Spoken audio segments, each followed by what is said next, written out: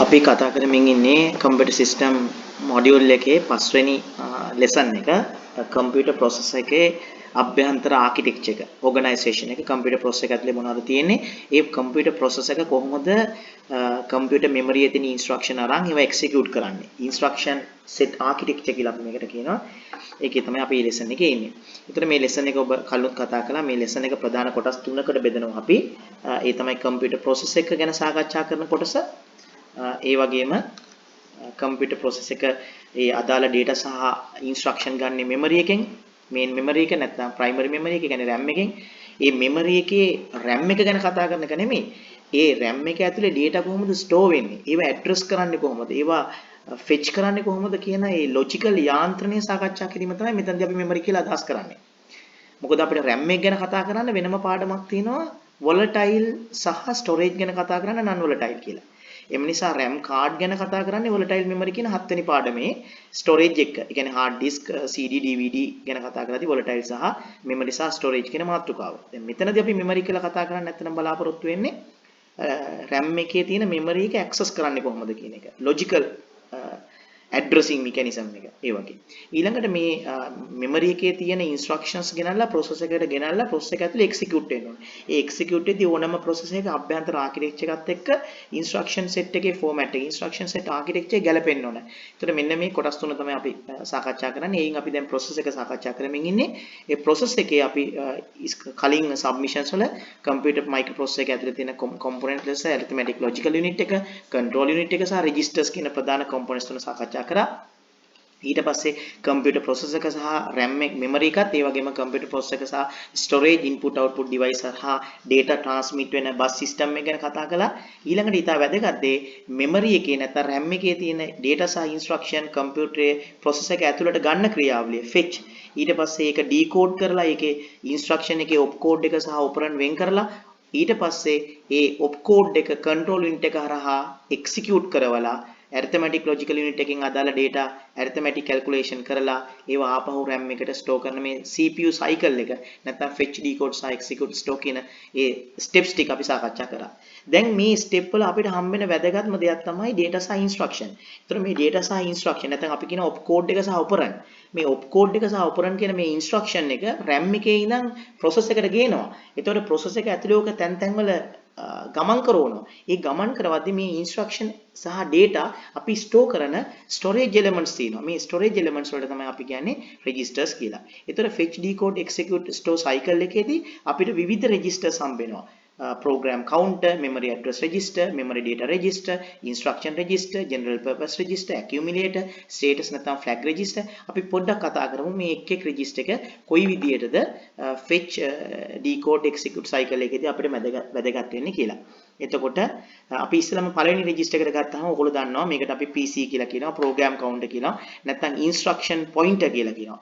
ඔබ දන්නවා ඕනෑම instruction cycle එකක් අවසන් වෙද්දී control unit එකට එන අවසාන execution එකේදී ඊළඟට එන්න ඕන address එක අත් වශයෙන්ම මේක fetch වුණ ගමන් current address එක fetch වුණ ගමන් program count එක එකකින් increment වෙනවා. ඒ කියන්නේ program count එක set වෙනවා ඊළඟ address එකට.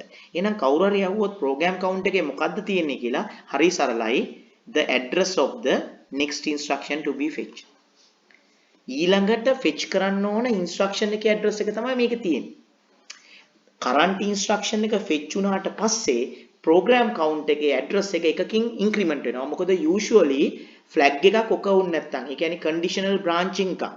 ඒ කියන්නේ if else එකකින් යම් statement ගණනාවක් එහාට execution එක පැන්නේ නැත්නම් normally program එකක් execute වෙන්නේ one after one මේ one after one එකට කියනවා අපි sequential execution කියලා. ඒතකොට sequential execution වෙන නිසා normally program count එක එකකින් increment වෙනවා. ඒ කියන්නේ ඊළඟ instruction එකට. ආයකකින් එනවා. ඒ කියන්නේ ඊළඟ instruction එක. හැබැයි මේ தත්ත්වය වෙනස් වෙනවා අර conditional branching කියන අවස්ථාවේ. ඒ කියන්නේ current execution එක conditional එකක් නම් ඊළඟට execute වෙන්නේ මොකක්ද කියන එක තීරණය වෙන්නේ ඒ condition එකේ true the false කියන එක මත.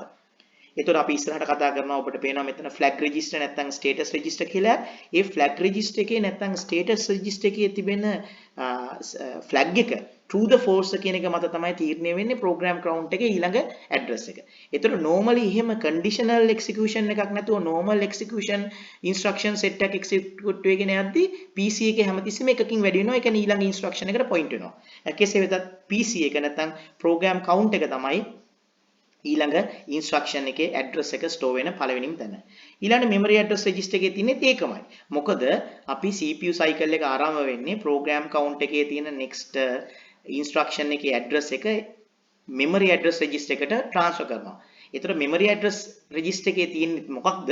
අර PC එකේ තිබුණ address එක. ඒ කියන්නේ ඊළඟට එන්න ඕන address එක. එතකොට මේ memory address register එකේ මොකද්ද තියෙන්නේ කියලා අහුවොත් උතන next instruction to be fetched. ඊට පස්සේ ඒක address bus එක දිගේ යනවා RAM එකට. RAM එකෙන් එම address එකට අදාළ data item එක එනවා. ඒ data item එක store වෙනවා. මෙතන මම කිව්වා බස් මෙතන register එකක් තියෙනවනේ. මේ register එකට අපි නමක් කියනවා data register එක නැත්නම් buffer එක. memory data register කියනවා MDR. එහෙම නැත්නම් memory buffer register කියනවා MBR. එතකොට අපි අර RAM එකේ තියෙන අදාළ instruction එක තමයි මේකට ගේන්නේ. ඒතර මේකේ තියෙන්නේ next instruction එකේ address එක, මේකේ තියෙන්නේ next instruction එකේ address එක. හැබැයි මෙතෙන්ට දැන් ඇවිල්ලා තියෙන්නේ ඒ කියන්නේ memory data register එකට නැත්තම් මෙතන ඒක ඇඳලා නැහැ මේ රූපේ මේක අඳින්න ඕනේ මෙතන. මෙතන තියෙනවා register එකක්. ඒ register එකට කියන්නේ අපි memory buffer register නැත්තම් memory data register. එහෙනම් instruction එක RAM එකේ ඉඳන් කෙලින්ම instruction register එකට යන්න කලින් මොකද අපි fetch කරනවා කියන එකේ අරමුණ වෙන්නේ next instruction එක. PC එකෙන් දක්වන next instruction එක memory එකේ ඉඳන් instruction register එකට ගෙනීමයි. හැබැයි instruction register එකට ගෙනෙන්න කලින් ඒක ගේනවා කොහෙටද? memory buffer register එකට. ඒතකොට memory එකේ තියෙන instruction data සහ instruction. ඔබ දන්නවා instruction එක කියන්නේ opcode එක සහ operand. ඒතකොට opcode එක සහ operand නොහොත් instruction එක ඉස්සෙල්ලාම ගේන්නේ memory buffer register එකට. නැත්නම් memory data register එකට. memory data register එකෙන් ඒක ගන්නවා instruction register එකට. ඒතර මෙතන මේ register දෙකම දක්වලා නැහැ. ඒ නිසා අපි මෙතන මේ register දෙක දැක්කොත් ලස්සනයි. මෙතන දාගන්න memory data register ඊට පස්සේ දාගන්න instruction register. එතකොට එහෙනම් memory buffer register එකේ තියෙන්නේ මොකද්ද? instruction එක. ඒ කියන්නේ opcode එක සහ operand. ඊළඟට ඒක ගන්නවා කොහෙටද? instruction register එකට. ඒතර instruction register එකේ තියෙන්නේ ඒ කියන්නේ opcode එක සහ operands. දැන් instruction register එකේ තියෙන instruction එක decode එකට යවනවා. අන්න decode එක. දැන් මේ චිත්‍රයේ අර දෙක පෙන්නලා නැහැ. මොන දෙකද? memory data register කියන register එකත් ඒ වගේම instruction register එකත්. instruction register එකේ තියෙන instruction එක දැන් යනවා decode එකට. decode එකේදී මේක වෙන් වෙනවා opcode එකට නැත්නම් operation code එකට. ඒ කියන්නේ execute වෙන්න ඕන වැඩේට සහ ඒ සඳහා අවශ්‍ය data වලට. ඒතර operand 1 operand 2 කියන්නේ data. මෙන්න මේ opcode එක දැන් යවනවා control unit එකට execution සඳහා. දැන් control unit එක තමයි opcode එක ක්‍රියාත්මක කරන්නේ. ඒතර control unit එක මේ opcode එක ක්‍රියාත්මක කරද්දී ඒක යා අවශ්‍ය මඟ පෙන්වීම කරනවා ALU එකට මොකද කරන්න ඕන ඔපරේෂන් එක කියලා. ඒක add එකක් නම් ALU එකට කියනවා add කරන්න කියලා. ඒතර ඒ add කරන්න අදාළ operand ටික load කරන්න මෙතන decode එකේදී opcode එක සහ operand වෙන් කරනවට අමතරව operand data registers වලට load කරනවා. මෙතන A සහ B කියන්නේ input registers. අපි නැත්නම් input data registers කියනවා. නැත්නම් මේවට general purpose register කියලාත් කියනවා. ඒතකොට සමහර ලාවට මේ operand එකේ තියෙන data item එකක් වෙන්න පුළුවන්. ඒතකොට direct data item එක මෙතෙන් load කරනවා. මේකේ address එකක් වුණොත් මේ address එකට අදාළ එක load කරනවා. ඒතකොට මෙතන A වලට කියන්නේ input data register. ඒතකොට input data registers වලට load කරනවා. අර operand එකේ value එක load කරන්නත් පුළුවන්. operand එකේ තියෙන address එකක් නම් ඒ address එකට අදාළ value එක load කරන්නත් පුළුවන්. ඒතකොට A සහ B වලට කෙලින්ම මෙතනින් එන්නත් පුළුවන්. මේක address එකක් නම් address එකේ තියෙන අගේ එන්නත් පුළුවන්. මේ A සහ B වලට අපි කියන්නේ input data register නොහොත් general purpose register කියලා. ඊට පස්සේ ALU එකේදී ඒකේ output එක store කරනවා මේ result කියලා. මෙන්න මෙතෙන්ට අපි කියනවා output register කියලා. ඒ කියන්නේ output register එක. ඒ කියන්නේ ආයෙත් ඒක output data register එකක්. ඒ කියන්නේ general purpose register. ඒතර මෙන්න මේ A B සහ result කියන්නේ input data register සහ output data register. ඒවට අපි කියන පොදු නම තමයි general purpose register.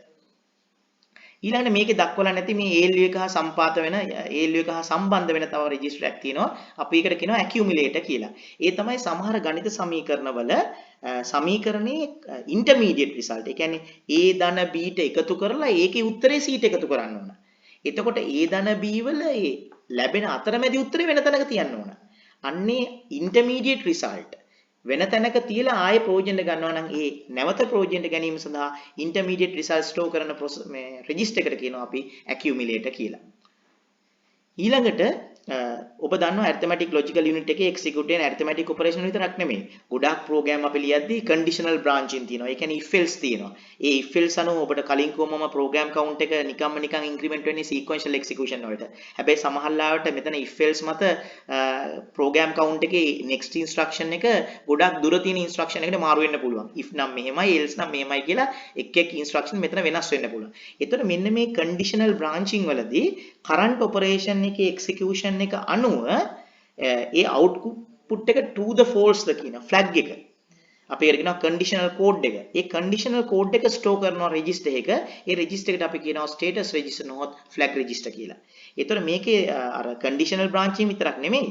උදාහරණයක් වශයෙන් ඔය එකතු කිරීමේදී අපි කතා කරනවා මේ carry bit කියලා එකක්. ඒ කියන්නේ දැන් එකතු කිරීම කරද්දී එම data location එකේ ඒක store කරන්න බැරි නම් ඒක අපි తాවකාලිකව store කරගන්නවා ඊළඟ එකට execution එකට ලබා ගැනීම සඳහා. ඒතර ඊළඟ එකට ලබා ගැනීම සඳහා తాවකාලිකව store කරන මේ carry bit එක. ඊළඟට සමහරලාට parity කියලා කියන්නේ එහි නිවැරදිතාවය ලකුණු කිරීම සඳහා අපි store කරන parity flag එක. ඊළඟට සමහර අවස්ථාවල එකතු කරන්න බැරි වෙනවා. ඒ එකතු කරන්න බැරි වුණාම අපි ඒවට කියනවා overflow. ඒ කියන්නේ දැන් ලැබෙන පිළිතුර එකේ ස්ටෝර් කරන්න ඉඩමදි. ඒතර අපි ඒකට කියනවා ඕවර්ෆ්ලෝ තත්ත්වයක් කියලා. ඒතර ඕවර්ෆ්ලෝ එකක් වුණොත් ඒ ෆ්ලැග් එකක් තියෙන අංකයක්. ඒ අංකය આવොත් ඒ කියන්නේ ඕවර්ෆ්ලෝ එකක් වෙලා. ඊළඟට ඔය එක්සිකියුෂන් එක සිද්ධ වෙද්දී මොකක් හරි එරර් එකක් පැනනොත්, එක්සෙප්ෂන් එකක් පැනනොත් නැත්නම් ඉන්ටරප්ට් එකක් සිදු වුණොත් අර කෝඩ් එක සෙට් වෙනවා ඉන්ටරප්ට් ෆ්ලැග් එකට. ඒතර මේ එක සිටුේෂන් වලට විවිධ අගයන් කෝඩ් තියෙනවා. ඒ කෝඩ් එක මේ ස්ටේටස් එකට එහෙනම් කරන්ට් එක්සිකියුෂන් එකේදී ස්ටේටස් රෙජිස්ටර් එක අප්ඩේට් වෙනවා එක සිටුේෂන් වලට ගැලපෙන විදිහට. ඒක කන්ඩිෂනල් චෙක් එකක් නම් true false වලට අප්ඩේට් වෙනවා. parity flag එකක් නම් parity වලට ඊළඟ overflow situation එකක් වුණොත් overflow interrupt වුණොත් මොකක් හරි මේ කරන්ට් එක්සිකියුෂන් එකෙන් මොනවා හරි පණිවිඩයක් තොරතුරක් ඊළඟ එක්සිකියුෂන් එකට ට්‍රාන්ස්ෆර් වෙන්න ඕන නම් අන්න ඒවා ස්ටෝර් කරන්නේ ස්ටේටඩ් රෙජිස්ටර් එකේ. ඒතර ඔබට පේනවා ඇති මේ fetch and decode execute cycle එක හා සම්බන්ධව තමයි මේ ගොඩාක් registers අපිට හම්බ වෙන්නේ. ඒතර ඔයගොල්ලෝ මේ registers ටික නැවත එක සැරයක් මම මතක් කරොත් program count නොහොත් instruction pointer ඒකේ address එකක් තියෙන්නේ next instruction address එක ඒක ගන්නවා memory address register එකට ඒක address bus එකේදී ගියවලා අදාළ instruction එකේ ගේනවා memory buffer register නොහොත් memory data register වලට ඒකේ ඉඳන් ඒක instruction register වලට ගන්නවා instruction register එක decode එකට දාලා decode කරන අවස්ථාවේදී ලැබෙන operand ටික general purpose register නොහොත් input output registers වලට ගන්නවා ඒ වගේම ALU එක process කරලා ලැබෙන output එක RAM එකට යන්නට කලින් output registers වල පවත්වනවා ඒ නිසා ALU එකට කලින් හම්බෙන ඒවා විශේෂයෙන් මෙන්න මේක input register මේක output register. ඒවා පොදුවේ කියන නමක් තමයි general purpose register. ඊළඟට intermediate results පවත්ව ගන්න එකට අපි කියනවා accumulator කියලා. ඊළඟට current execution එකේ මොකක් හරි condition එකක්. ඊළඟට information එකක් ඊළඟට flow වෙන්න ඕන. ඒ additional information එක අපි flag එක නිකන් කොඩියක් කියන අදහසනේ signature එකක් sign එකක්. මොකක් හරි මේකෙන් මොකක් හරි පණිවිඩයක් ඒකට යවන්න ඕන නම් ඒ පණිවිඩය ස්ටෝර් කරන එකට අපි කියනවා status register කියලා. right අපි මේ registers වලින් තියෙන ප්‍රශ්න කීපයක් සාකච්ඡා කරමු 2019 26 වෙනි ප්‍රශ්නය which of the following registers is used to keep track of the address of the memory location with the next instruction is loaded මේකේ කොටු කරගන්න address of the memory location next instruction is loaded එතකොට ඊළඟ instruction එකේ memory location එකේ address එක store වෙන්නේ කොහෙද කියලා අහනවා. අපි කෙලින්ම දන්නවා මේකට උත්තරේ program counter. හැබැයි කෙනෙකුට memory address register දාන්න පුළුවන්. මොකද program count එකේ තියෙන්නේ next instruction එක. program count එකේ තියෙන instruction එක තමයි අපි read කරන්නේ memory address register එකට. එම නිසා මම ඔබට දෙන උපදේශ මම හිතන්නේ මේකේ නිවැරදි පිළිතුර වෙන්නේ program counter. නමුත් මම ඔබට දෙනවා මෙතනදී E සහ D දෙකම ගහන්න. මොකද program count එකේ තියෙන address එක address bus එකට යන්න කලින් අපි place කරනවා කොහෙද memory address register එකේ. ඔබට මෙතන පේනවා ඇති program count එකේ තියෙන එක අපි memory address register එකට place කරනවා එම නිසා මේකේ පිළිතුර DE දෙකම ගහන්න 2019 27 වෙනි ප්‍රශ්නෙට ගියොත් is loaded with the content of the memory address pointed to by the program counter content of the memory address ඒතර මේ කතා කරන්නේ address එක නෙමෙයි content of the memory address pointed to by the program counter ඒතර program count එකේ තිබෙන address එකෙන් point කරන content එක. ඒ කියන්නේ instruction එක. ඒ කියන්නේ opcode එක සහ operand set එක. කොහෙද තියෙන RAM එකේ? එතකොට program count එකෙන් point කරන memory address එකේ තිබෙන content එක, ඒ කියන්නේ instruction එක, ඒ කියන්නේ opcode එක සහ operand ටික කොහෙද load කරන්නේ? instruction register එකට. හැබැයි මතක තියාගන්න instruction register එකට ගන්න කලින් එයා ගන්නවා කොහෙටද? memory මම මෙතන කිව්වා instruction register එකට ගන්න කලින් එයා ගන්නවා මෙතන memory data register එකට. ඒතකොට RAM එකෙන් කෙලින්ම instruction register එකට දාන්නේ RAM එකෙන් memory data register එකට දාලා instruction register එකට දාන්නේ. එතනින් පස්සේ decode එකට දෙනවා. ඒතකොට මෙතන දෙකක් නැහැ කිව්වා. memory data register එක නැහැ, instruction register එක නැහැ.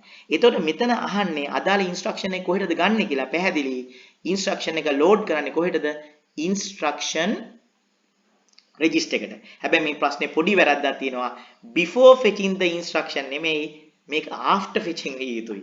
මොකද fetching කියලා කියන්නේ PC එකෙන් දක්වන address එකේ තියෙන instruction එක, ඒ කියන්නේ opcode එක සහ operand ටික RAM එකේ ඉඳන් instruction register එකට load කරනවා. මේ ක්‍රියාවට තමයි අපි fetching කියන්නේ. ඒතකොට මේ instruction register එකට content එක එන්නේ before fetching නෙමෙයි after fetching. ඒ නිසා ඒක මම එතන before කියන එකට එකඟ වෙන්නේ නැහැ. කෙසේ වෙතත් මේක යන වෙන උත්තරයක් නැහැ. යන්න පුළුවන් අපිට instruction register තමයි. එහෙම නැත්නම් අතන අර තිබුණා නම් මේ memory data register හෝ memory buffer register කියලා ඒ උත්තරෙත් ලකුණු කරන්න. මොකද instruction register එන කලින් memory data register නැත්නම් memory buffer register එකට මේක එන නිසා. අපි 2019 28 වෙනි ප්‍රශ්නෙට ගියොත් which of the following devices are loaded with the content of the data instruction or memory address during the execution of CPU cycle. දැන් මෙතන පොඩි ප්‍රශ්නයක් තියෙනවා. CPU cycle එකේ data CPU cycle එක තුල මොනවද load වෙන්නේ? instruction විතරක් නෙවෙයිනේ. මම කිව්වා instruction වල opcode එක තියෙනවා, operand තියෙනවා. ඔය operand වල තියෙන්න පුළුවන් direct values. ඊට අමතරව ඔය operand වල තියෙන්න පුළුවන් address. එහෙම වුණොත් මෙතන data තියෙනවා, opcode තියෙනවා, address තියෙනවා. ඒතර මේ ඕනම එකක් තියෙන්න පුළුවන්. ඒතර ඒව කොහෙද තියෙන්න පුළුවන්? ඔය ඕනම register එක තියෙන්න පුළුවන්. දැන් program count එකේ මොනවද තියෙන්නේ? address නේ. ඊළඟට instruction register එකේ මොනවද තියෙන්නේ? instruction නේ. ඒතර general purpose register වල තියෙන්නේ මොනවද? data නේ. ඒතර address තියෙනවා ඒ වල, instruction එකේ instructions තියෙනවා instruction register එකට. ඊළඟට instruction එක decode එකේදී decode වෙද්දී අදාළ data ටික load කරනවා මොනවටද?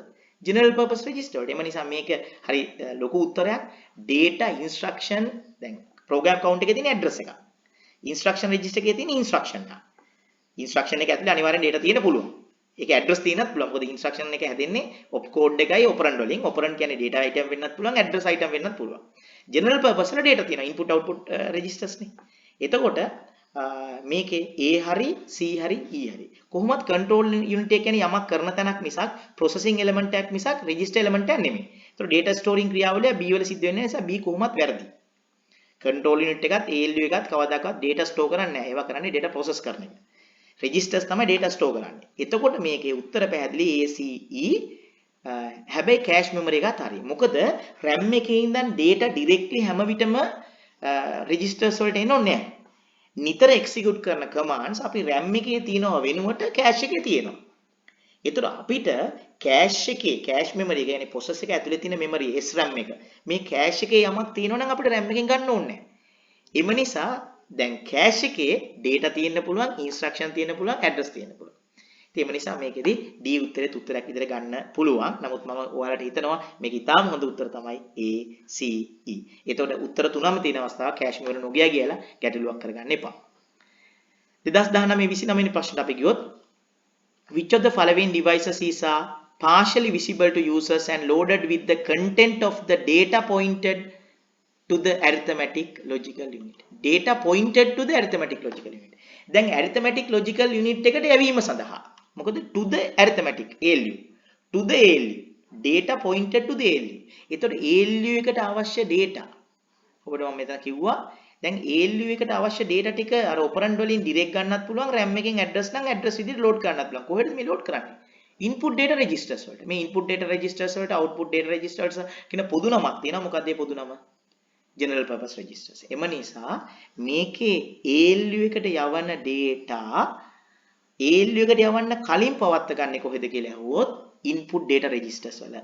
ඒකට general දෙන නම තමයි general purpose. මොකද එතන data register වර්ග දෙකක් තියෙනවා. ALU එකට දෙන input තියෙන්නේ input data registers වල, ALU එකේ output තියෙන්නේ output registers වල. පොදුවේ ඔය registers වල කියන නම තමයි general purpose registers. එම නිසා මේකේ අහන්නේ visible to users loaded with the contents data pointed to the ALU. උත්තරය general purpose registers. 2018 20 වෙනි ප්‍රශ්නට අපි ගියාම which of the following registers is loaded with the content of the memory location pointed by the program counter. කලින් අහපු ප්‍රශ්නයමයි මේ තියෙන්නේ.